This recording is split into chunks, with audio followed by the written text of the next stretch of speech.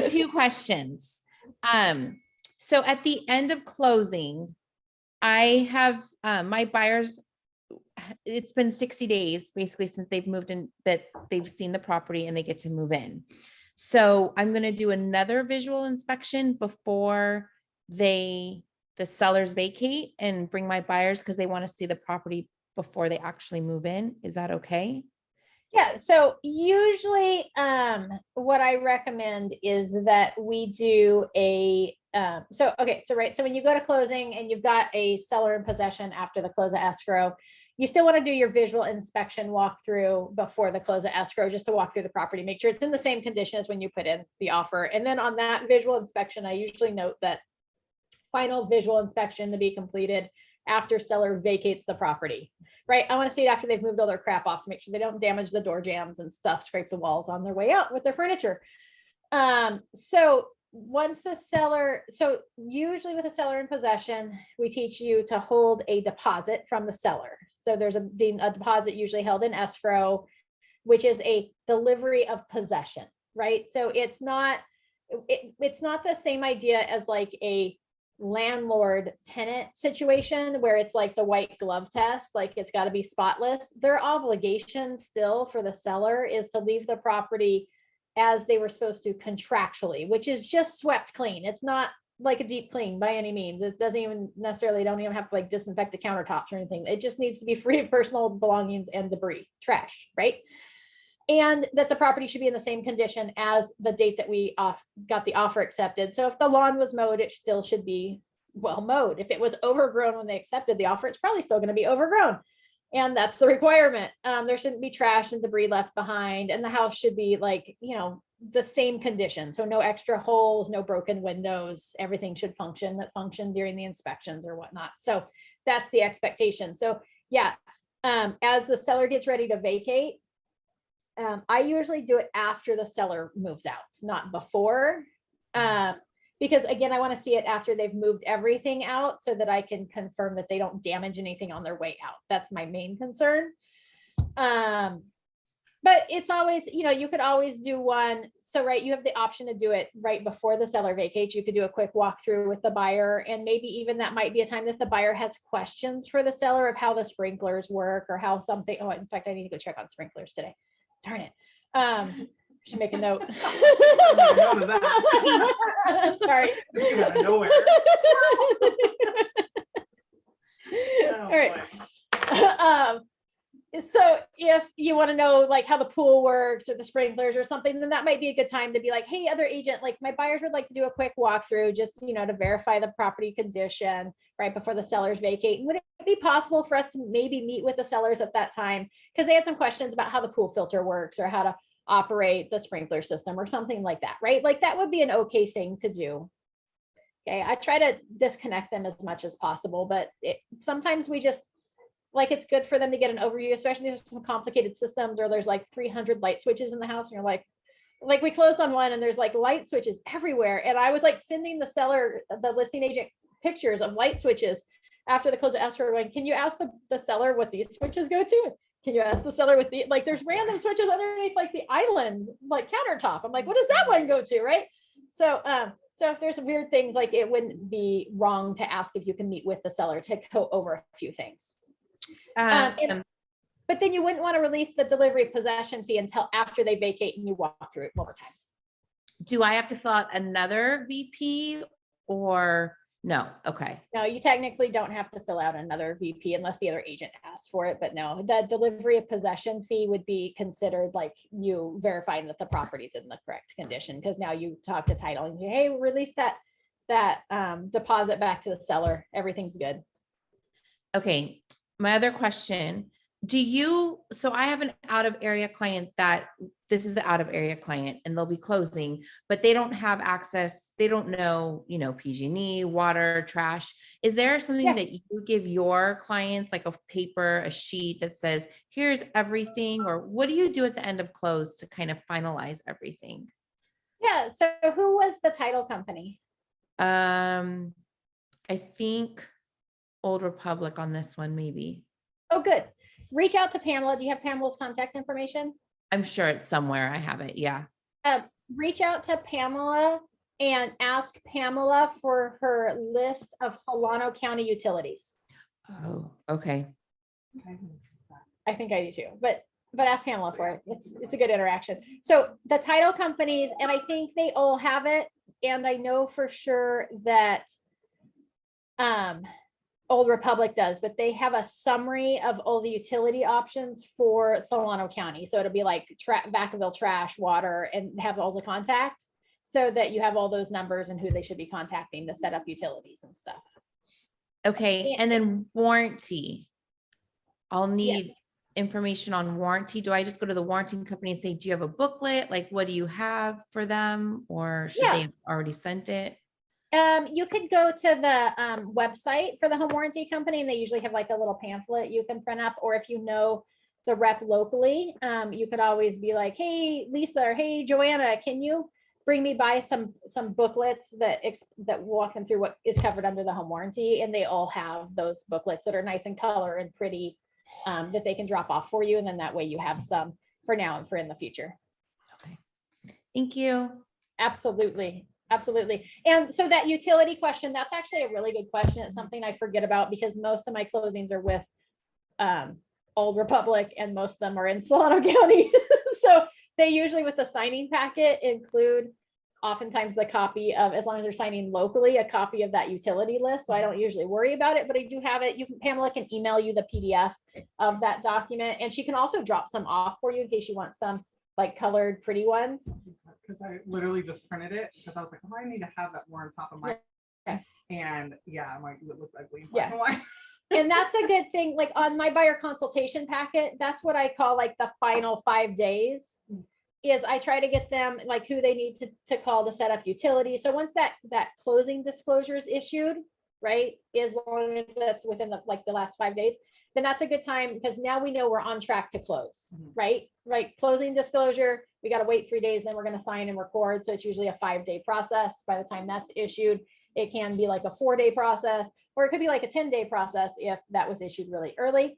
But we know we're on track to close at that point, whatever our close at escrow date is or whatever our possession date is. And so that's a good time to let people know like, hey, now it's time to turn on utilities, make your final plans and, do all those things. And you can get them that utility list. Reminds of now bring top of mind of like making those vendor relationships, like so you can also give them like here's the dentist and here's this and that and favorite restaurants. Yeah, just things to give them. Definitely if they're super new to the area, but even more so. Yeah, that's a great time. So what Melissa was saying too is right, you create those business to business relationships so that you have that third party vendors list available to hand to your buyers. And that way, and you may want to wait a week. That might be a good touch point. Like, hey, we've closed escrow. Hey, you got keys a week ago. Like swing on by, check in on them, be like, hey, how's it going? Is everything going good? And you could even make it like, this would be a good time to put together a like closing process system, right? We like our systems. And maybe week 1, we swing by and we drop off the home warranty information, right? That would be helpful. Right. And hand it to them so they have a hard copy of their home warranty. Just check in and be like, hey, how's everything going? And you could do this just for the record too.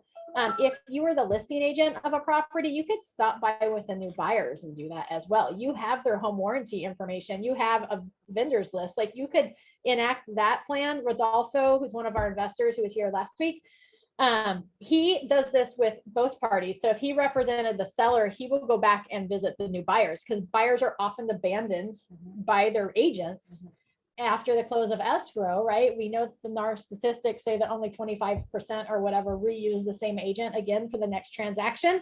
So this is a good time to pick up clients. And we don't want to offend anyone, but you could just swing by a week later, whether it was a listing or, the person who moved into your listing or your buyer, and just check in and say, hey, how's everything going? Do you have any questions? Do you need anything? If it's the listing, the seller. So if they had any questions about how something worked, that would be a good time. Oh, I'll reach out to the seller and get some, have them write down some instructions for you of how to operate that. Right. And then I just want to make sure you had a copy of your home warranty information in case anything comes up. Here's the pamphlet that goes along with it of everything that's covered under your home warranty. And just know that it's a 75 or 80, whatever the service call fee is. So if you've got any problems, just call them up. And if you have any problems getting them to cover something, please feel free to reach out to me and let me help you get that covered. right? So that's a good time to do that, like 1 week post closing, or maybe even 2 weeks. And then week one, and vice versa, either one. Then if you had a third party vendor list, the next week or the week, however you decide you want to roll it out, you could swing by and be like, hey, I know when you move into a new house, you've got lots of things going on, or it's a new place. I just wanted to drop off some of my favorite businesses, local businesses in the area, things from, handymen to restaurants to the local list of churches or whatever that is that you want to provide them with, right? You're trying to be their expert and drop that off. And then maybe you wait 2 weeks, and then in a month you go by and drop off a little closing gift. Like, hey, I just wanted to, happy 1 month anniversary. I just wanted to drop this off for you. I hope you guys are really loving your new house. And right, you can do that for both the buyers that moved into your listing and your buyers. Bad idea. Right. And then you add into that drip campaign, keep them updated of their neighborhood information, make sure you update their address. Good time to follow up with that. You have all their information, that's when you did the transaction. Yeah. So You know their house. So yeah, no. Yeah. That's a bad idea. So it's just, now is a good time to like develop those systems from the beginning, when it's easy, when you have 1 or 2 closings going on versus 5 or 6, and then you get lost in the shuffle, so that you already have those systems and you already know, like, here's what we do. And you can set those up, right? You can set up a post-closing smart plan in Command. So as soon as you move something to close, you add that smart plan to them, and then it's going to trigger those tasks to drop off home warranty information, drop off vendor lists, drop off closing gift, right? No. Right. Automate your system so the system tells you what to do, because then you don't have to think about it. Yeah. Okay. You have to go into the system. You do have to open the system. My system's rough right now. Real rough. I wish they could color code in Command too.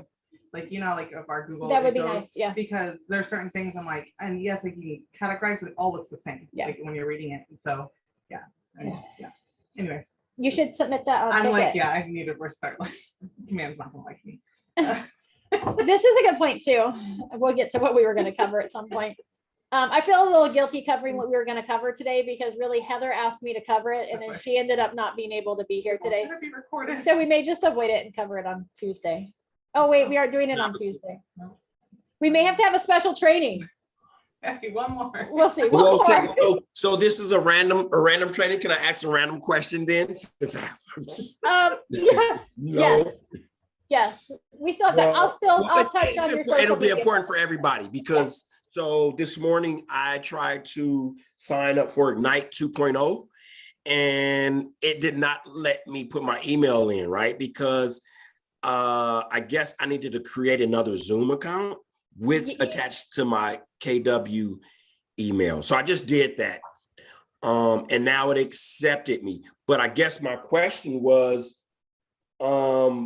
Megan said that you explained that already in GroupMe. And I was like, well, I don't know. So I just created a GroupMe. Do I have to be invited, or I'm already a part of it? You Well- were already a part of it, but I can send you the link again so that you can make sure to join in. So Okay.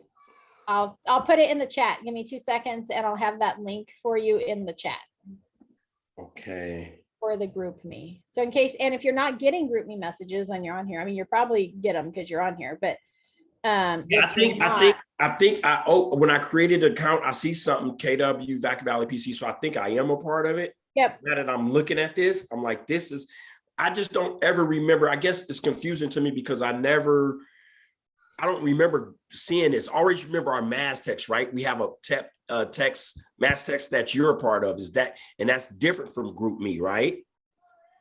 That's the GroupMe. So GroupMe will come through the app and via text. So you can get Okay. it both ways. If you get it via text, which it'll just give you the text of GroupMe. If somebody posts a photo or a emoji or something, it won't show up on the text string. It'll just show up as like question marks or punctuation. So if you see like a message that comes across with a lot of punctuation, you're like, wow, Melissa's really upset today. No, she posted an emoji or something and it came across as That's a right. question mark or an exclamation point on the text. So in the So- GroupMe app, you'll see all of the stuff, but So I'm up to date. I'm sorry You're up about to that, date. but that's okay. Ignite 2.0 and damn, I lost my train of thought. I was going to ask you something else, but okay. So I am caught up with that. And because Megan was like, oh, she put it in group me. And I'm like, well, I'm confused. So you guys bear with me. I come from the electrical world, carrying ladders and stuff. I'm not used to all this stuff. So you guys bear with Nathaniel, okay? It's all right. I made the technology work. Yeah, right. So in case anybody else is trying to register for Ignite, number one, you do need to register for Ignite. So register, because then you'll get all the links and everything for the Zoom videos and or the Zoom class sessions. And they'll probably be sending out the recordings that way. I don't know. I'm gonna email them today and find out how the recordings are going to be distributed. Yeah, they will be recorded. But you do need to register with an email that's registered with Zoom. So if you get an error message that it says your email's invalid, that's why it's invalid, is that it's not a Zoom. It doesn't have a Zoom account linked to it, and you can sign up for a free Zoom account. You don't have to like pay for it or anything. Just sign up for a free Zoom account or use the email that you're logged into today, because obviously you have a Zoom account. That's what I was thinking to myself. I'm like, this is kind of frustrating, because I'm like, I know I have a Zoom account. What do you mean? But it was attached to my personal email address and not my Keller Williams email address. That was the problem. Yep. I did the same thing, Nate. You're not alone. When it happened to me back, I was like, what? Why do I have to create a new one? I'm get on every day. I did it as well. I tried to register for Ignite and got the error message. And I was trying to register with the Capper and training email. And I promptly emailed the other organizers that I'm on the email with. And I was like, I tried to register and it says it's invalid. Like, is it only accepting KW emails? And then about that time, then Heather had posted that it was Zoom, that you had to have a Zoom email. And I was like, oh, that's why that. And then that's what they emailed back. I was like, oh, well, that's stupid. It should say that on the error message, not invalid. It should say this email account is not associated with a Zoom account. Yeah, I would think like these things. Yeah. Well, thanks. That's me. All right. Any other questions? All right, so let's hop in. I am going to cover what we had talked about, only because we're short on, it's going to be like a month before I have the freedom to train. And again, we'll still do the check-ins. So I'll be able to answer questions, walk you through things during the check-ins. We'll have 2 of those a month, or 2 of those a week, 2 a month, 2 weeks. Are you trying to get Tuesday out nights, days through the month of May. And if you guys need anything outside of that, don't hesitate to message me. And if you think it's something that you're like, other people are probably struggling with, stick it in the group me, because I may be like, hey, we're going to jump on and do a special training on Thursday at 2:00 or whatever it is to cover that, so that everybody can jump on. So I will try to be conscious of that and aware of that, and just know that if there's something that I think would help you guys all, we'll figure out and plan a time where we can cover it as a group, because I love you guys. Oh, we appreciate it. All right. Where's the tissue? I can't today. All right. So Heather, on Tuesday evening, she was the only one that hopped on Tuesday evening. We had a nice conversation, but she had some questions about online presence, and like really her question came down to reviews, right? Like, how do I get reviews? And is there one place to go for reviews? And there's not, I'm sorry. That's bad news. There is actually, that's not true. Because okay, hold on just a second. I'm just sharing my screen and moving you guys. I don't want you on top. There we go. All right. All right. So if I come to Google and I Google my name with realtor after it, I don't know what comes up if I just Google my name. We're going to wait for it to load all the way. Yeah. I was like, is that you? All right. See on the side here, it's got my Google profile with a Google review. I manage this business. It has all my contact information, and it does down here. If you scroll down, it pulls the reviews from the web, which is kind of cool, right? So it pulls Facebook or Zillow reviews, right? So that's kind of fun. And then your Google reviews. So anyways, so it does pull that. So that being said, we need to create an online presence, right? People are searching for us. Welcome to the 20th century, 21st century. We're in the 21st century now, right? I'm stuck in the 20th century. I'm a little slow. So we do need an online presence, and it's not something that we've talked about before, right? And so I did have a service eons ago. I won't even talk about how long ago it was. I can't even remember. It was so long ago. It was at least 10 years ago. I had a service that you could send out a link after you had a closing or whatever, and they could submit a review, and it would auto-populate it out to all the places, which was really cool. But the problem was when I stopped paying for that service, they took away all my reviews. They actually owned them. I didn't. So if you start looking for a service that will push it out to different places, just make sure that what happens if you cancel that service or how much that service was. Mine was, especially for like 10 years ago, it was like $200 a month, which was a lot of money. I mean, that's more than I would have been paying for DocuSign back then. And as we all know, I judge everything with how expensive DocuSign is and whether something's worth it or not, because I couldn't do my business without DocuSign. So now it's free because you're a Keller Williams agent.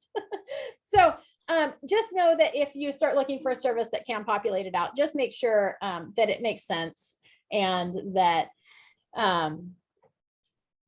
that you own them. So if you stop the service for some reason, and you know me, I'm good with free for everything, so don't pay for it. So that being said, you need a Facebook business account, because as much as you might hate Facebook, it is a great platform. People do search you on Facebook, and that's through Facebook, and Instagram and Twitter are the methods that you have to be able to run ads through command or to push out, boost posts, or do anything like that. It's good to have presence on those platforms. You also will want a Yelp business account, right? Because people search on Yelp. I do. When I go to new places, I search Yelp, maybe not for realtors, but like restaurants and stuff, right? So you want to make sure that you've got something Amy, there. So I'm going to see if I can up. Yeah. Amy, do me a favor. Use my name. I want to see if mine is still EXP or if it's still there. I haven't used it in a while. I want to use my name. Use me as a guinea pig. All right. Nate, it's Nathaniel Dudley, or well, it should be just Nathaniel Dudley, right? For Yelp. It should be. See if it come up. I'm just curious. Oh, 1D. It's Dudley. Nathaniel. I don't see it, but I didn't see mine either, and I know that I have a thing on there. So, I'm pretty sure I have account. Well, a Yelp as well. I know I do, but. So hold on just a second, because I know I have a Yelp account too, but yeah, that it's doing that to both of your accounts. I think it's just, anyways. We'll come back to that. Well, if I log in, it'll probably. I'll see. Who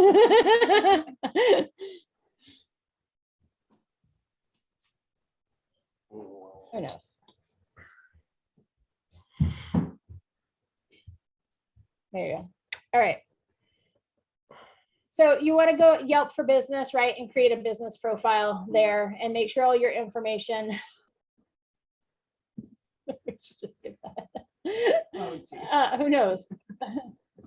Right. So like here, it's got 33 page visits. Look at, there was like, even in March, I had 2 page visits. Who knew, right? So it tracks all this stuff. So you've got some good stuff there. You want to make sure that you have a Google business page, right? So you want to go to the Google Business Profile Manager. So it's business.google.com. Business.google.com. And I would say that's probably your main spots, right? You want social media, you want Yelp, and you want Google. I can't think of where else you might want an account. Okay, does anybody have questions about that so far? Oh, I know where else, duh. Zillow. So you want to create a Zillow account because you can update your information there, and you can create a free one. So you go Zillow and then you go Agent Hub. And then we're just waiting for Zillow to catch up. My hub. Don't get suckered in though. When you create a Zillow account, they'll start calling you to like pay for leads. Don't do it. I was just going to say, Amy, you recommend we do open account with Zillow, create us Oh, account? absolutely. Because people are looking on Zillow. Okay, And with the Zillow, it allows you to claim your listings, and it allows you to claim like your past sales. So see under my profile here, once you create your account. So I've got an inbox of stuff because I did for a long time pay for Zillow leads. So I still have my inbox in there. So just for the record. I'm not saying it's a bad return on investment, because it wasn't a bad return on investment. And I just don't like giving Zillow money. And as a new agent, you shouldn't just be throwing money out there. I would much rather say jump in with Rise in the office than pay Zillow. Okay, just throwing that out there. Can I ask a quick question? Yes. In the inbox that you have 116, so are those potential clients? Those were either clients or people who ended up not buying through me or whatever. I don't even. Oh, inbox oh, like okay, this. so those are not new. Those should not be new. Okay. They could be. That was fun. Yeah, June. It was back in June. Yeah. So what happened was, this one was owned by, it was a listing of mine because we used to, before Zillow went to become their own real estate agent, KW had an agreement with Zillow that our listings were, we were the only agent listed on our listings, which was a good deal, because then you go to Zillow on your listing and you would, instead of it being like contact an agent and it just selling your information, it would actually come to you. So even after I stopped paying for leads, like this one had, oh, look, I have a message from Tonya. I ride with her now. That was funny. Look at this. Almost missing out. We're friends now. She's an agent. You're riding with her. That's funny. I have another question. I am Sorry. really squirrel today. I'm sorry. Go ahead. Keep me on track. I need Sorry. some help. No, so us agents who are doing the Rise account thing, and you know that's partnered with realtor.com. So should we go to realtor.com and create an account too? Yes, that was going to be my next suggestion. Oh, okay, sorry. Absolutely. My bad. So no, don't be sorry. Why would you be sorry? I'm at this rate of my squirrelness, I may have never gotten there. So. All right, but It was in your coffee. I need some. nothing. I have no coffee. It's probably my problem. I did have some chocolate covered caramels this There morning, we like 3 of go. them. All right. Anyways, so if you click on your little dot, you can update your profile, what you want to do, add a picture, make sure everything's accurate, put a bio in there, and then you can go in there and you can claim. I wonder why it's interesting. You can claim it. Usually will automatically assign your listings to you, which is cool because it tracks you. But your buyer transactions, you can go in here and you can hit add sale. You can put the address in. It'll ask for the close of escrow date. It'll ask for the price and who you represented, whether it was buyer, seller, or both. And then you can claim those, which is really cool. Nice. So super fun. So I need to come in here and deal with these.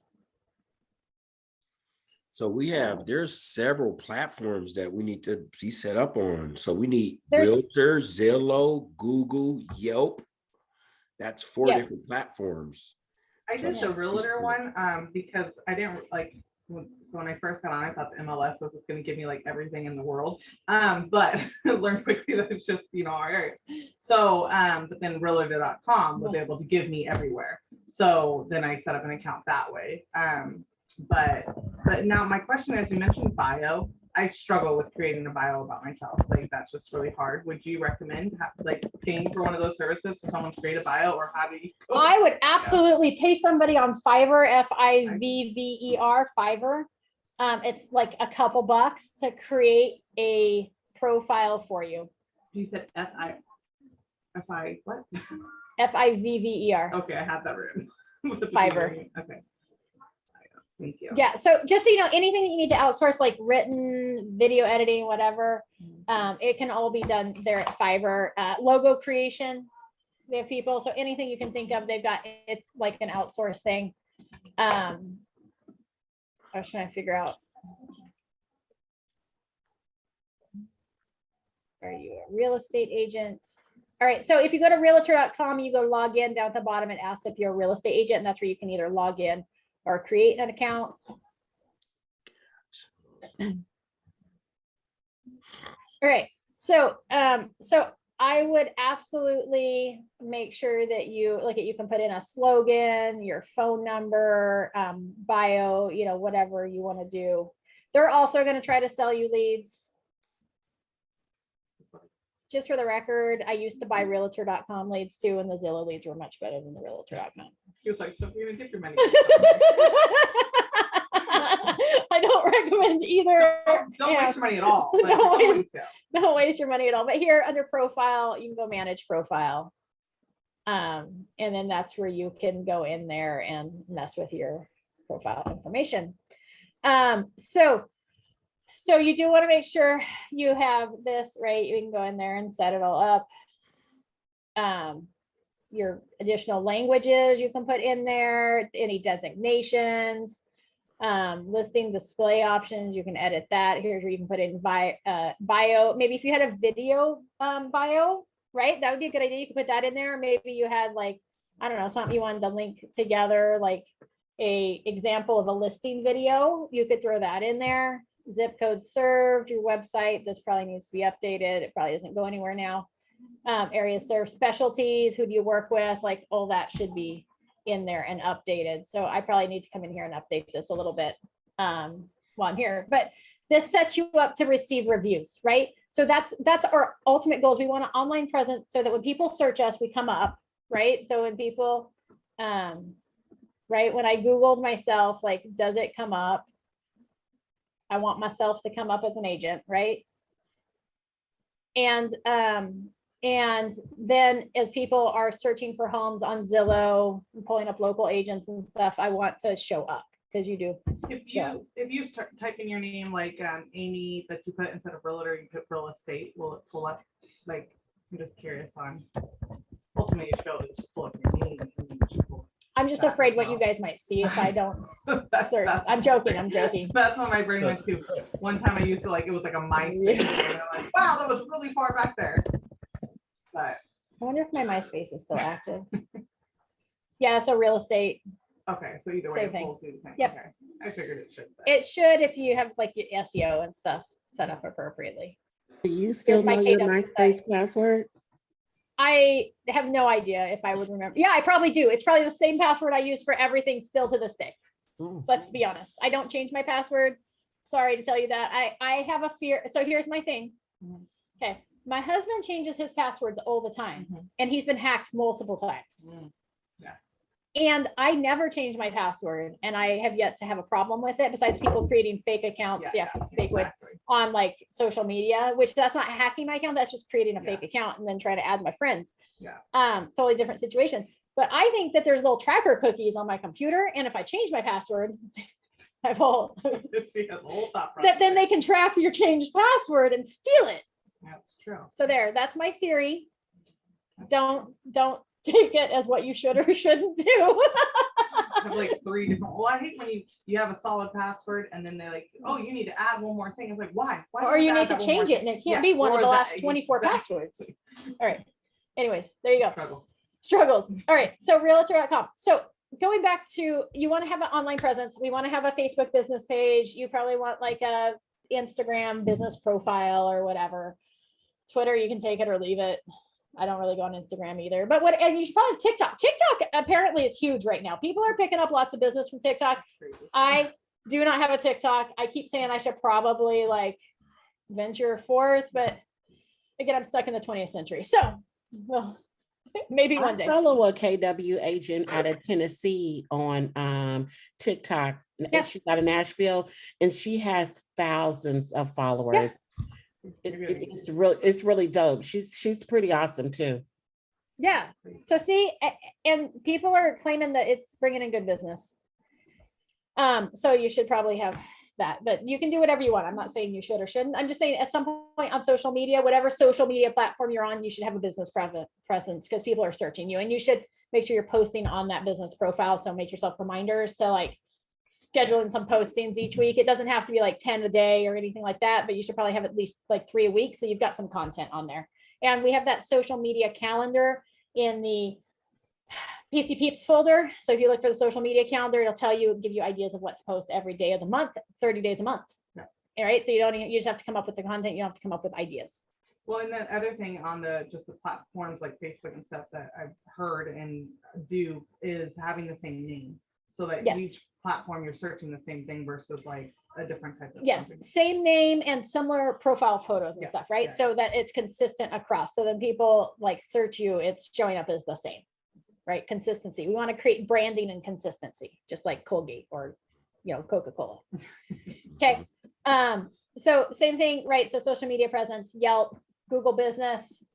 That was my search, Zillow, Realtor, right? So those main ones where people can leave reviews. Now, coming back to reviews, we've closed the transaction, as Melissa, we talked about. This is really good because it all links together. Melissa asked about the vendor list, like dropping that off. And then we talked about the post-closing scenario, right? Well, this review process should be part of your closing system that you have in place of asking for reviews. And you can decide how you want to do this, but maybe you want to change it up. So maybe this month, maybe the month of May that's coming up, we're going to focus in on Zillow reviews. So to all my past clients, I'm going to ask them for Zillow reviews. I'm going to be like, hey, if you leave me a Zillow review, you get a ticket in a raffle to win something cool, right? Maybe it's a $10 gift card. It really doesn't matter, but hey, leave me a review and you get entered into the raffle. And maybe it's, you get 2 tickets if you leave one on Zillow, and you get 1 ticket if you leave one on realtor.com or Yelp or Google Business, right? And then you can provide them the links. So you go in there and search yourself on, Zillow, and then you could share your profile. Oh, you can request a review here. I think you can get a link, direct link, send client direct link. So you can click on that and copy the link and put that directly into the email. And you can do that with any of those platforms, right? So you make it really easy. All you have to do is click and leave a review. And then maybe next month your focus is Google. So anybody who hasn't left you a Google review, then you're gonna email them out and be like, hey, this month's drawing is for a Google review. You leave me a Google review, you get a ticket into the drawing to win a Home Depot gift card, right? Or whatever it is. So, and then as you close more business, you can make cooler gifts so that more people leave you reviews. And if you're just in the habit of doing this from the beginning, right? Start right. Don't wait 15 years to do it right. I've got like 5 reviews. She has a massive email to send out folks today. I've closed more than 5 deals this year. All right. So start right and do it right. And ask for reviews, and you can send them all out, right? So you could do it like, hey, post closing, if you'll leave me a review, you get a $5 gift card for each review you leave me. And there's 5 options. They get a $25 gift. All of these. Yeah, right? So it's okay to do bribery, and it's okay, like $25 after a closing, nothing. Like, where do you want your $25 gift card for? Right? You could do it like $10. I'll give you $10 per review that you leave me on each of these platforms. Let me know when it's done and where you want your gift card, what kind of gift card you want. Nice. Right? I like it. Super easy. And then that month, at that month point, you, instead of dropping off a closing gift, you can go drop off, forget closing gift, just drop off your gift card for leaving reviews. Thank you. Yeah. I like it. Right? Solid. Wish I came up with these ideas 15 years ago. You just have that caramel chocolate. I think those things are laced with something. I think so, yeah. All right. So does that make sense to everybody? Yes. Does anybody have questions? No? I don't know if you already mentioned this, but what are the best places to leave reviews on? Which platforms? So I would highly recommend Facebook reviews, because most people are on Facebook. I would recommend Google or Yelp Business, right? Yelp, people search Yelp.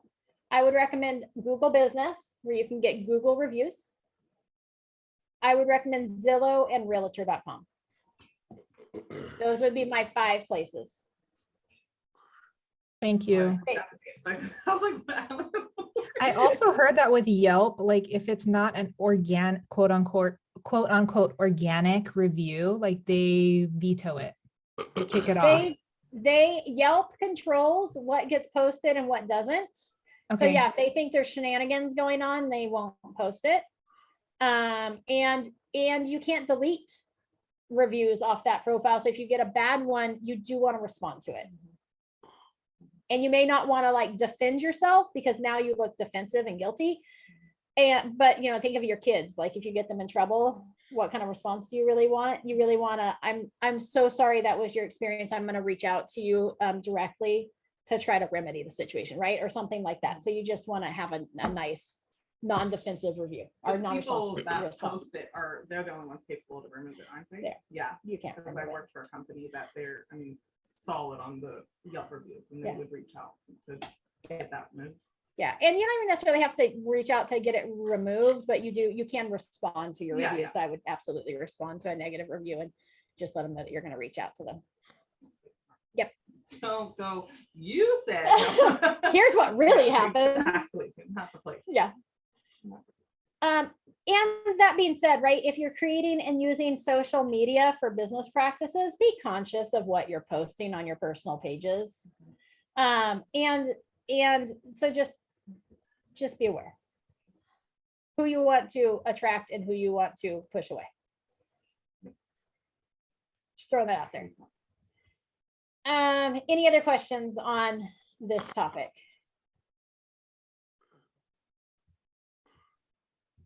We good?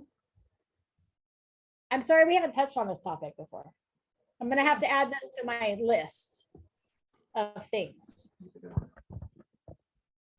Okay. No, that's not it. Go back to that. I don't remember. Flowster is what it is. All right. Perfect. Then I'm gonna send you guys on your way so that you can hop in on the David P training that starts at 11 on financial planning. I think it's gonna be fabulous. You know, Megan's is coming. Amy, is he gonna zoom that Oh, out? Dan. What did I say? Dave. Yeah. Dan P. What was your question, Nate? No, I was saying, or are they gonna zoom that?